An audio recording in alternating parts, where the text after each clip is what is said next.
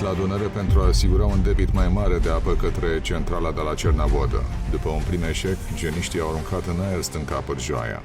În plină criză energetică, armata română intervine și vorbim despre detonarea unei stânci în zona Dunării, la 80 de kilometri de Cernavodă, pentru devierea cursului Dunării, resursă de apă care este atât de necesară pentru răcirea reactoarelor 1 și 2. Căci în spatele nu vorbim despre cea mai importantă instalație industrială, ci cel mai important punct în actuala criză energetică pentru țara noastră, centrala de la Cernavodă, centrala nucleară care asigură peste 20% din producția de energie pentru țara noastră în această criză. Fără această intervenție, România riscă să piardă producția internă și să fie nevoită să cumpere energie din import la prețuri tot mai mari. 100 de kilograme de explozibili a folosit armata română și intervine în această criză energetică pentru a devia cursul Dunării către Cernavodă, către reactoarele de la centrala nucleară.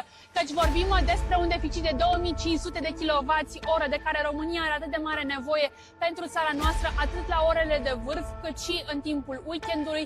Și de asemenea, singura soluție pe care ne dau guvernanții este să importăm energie la suprapreț. Anul trecut am importat energie de 110 euro megawatts oră, iar în prezent importăm energie la un nivel triplu. O macara de mare tonaj va scoate resturile și pietrele din apă, iar în zilele următoare 4 barge vor fi scufundate pentru a ajuta la devierea apei către Cernavodă. Miercuri și joi vom derula operațiunile suplimentare, care înseamnă scufundarea unor barge, care de asemenea să ajute la direcționarea debitului pe Dunărea Veche, în așa fel încât să putem menține în funcțiune și să creștem puțin debitul la Cernavodă. Un obiectiv important este menținerea în funcțiune a grupului 2 de la Cernavodă, fiecare zi câștigată cu acest grup în funcțiune înseamnă peste 650 de megawatts, adică aproape 10% din producția de energie a României.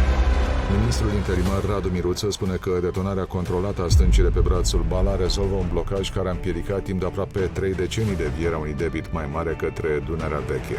De hack de vreo 30 de ani, înțeleg.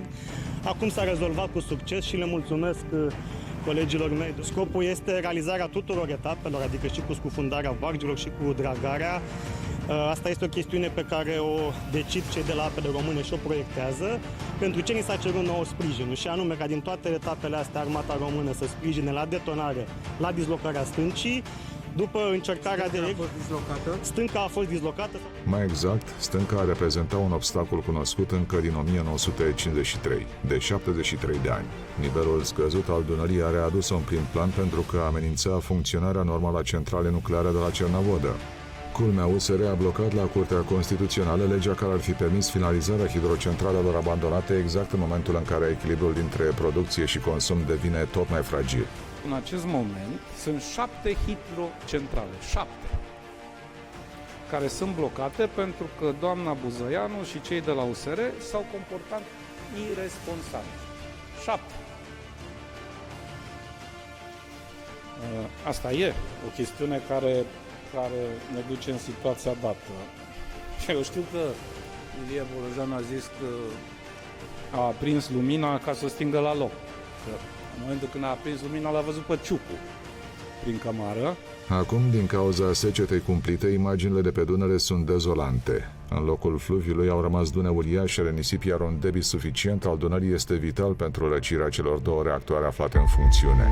Vedem în spatele meu dune de nisip, deșert, cum vă poate arăta colegul meu în imagini, din cauza secetei extreme care a provocat ravagi. Ne aflăm în județul Constanța, în comuna Rasova, și cum pe aici era apă, acum este doar nisip, după cum bine se poate vedea.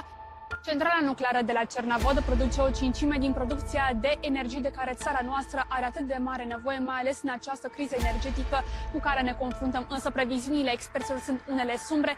Reactorul 2 de la Cernavodă ar mai putea să funcționeze în condiții optime doar 4-5 zile până la oprire. Și întrebarea rămâne totuși dacă România este capabilă să suporte cele 3 crize cu care ne confruntăm la momentul de față: criza politică, economică și în prezent cea mai gravă criză energetică. Centrala de la Cernavodă este un obiectiv strategic pentru sistemul energetic național, iar oprirea reactorului 2 ar duce la o scădere a producției de energie cu 20%. România a cheltuit miliarde în ultimii ani pe fotovoltaice și eoliene, fără a investi însă în stații de stocare. Iar specialiștii spun că închiderea centralelor de cărbune, fără a pune nimic în locul lor, pune în pericol întregul sistem energetic, pentru că România nu poate funcționa fără un mix energetic.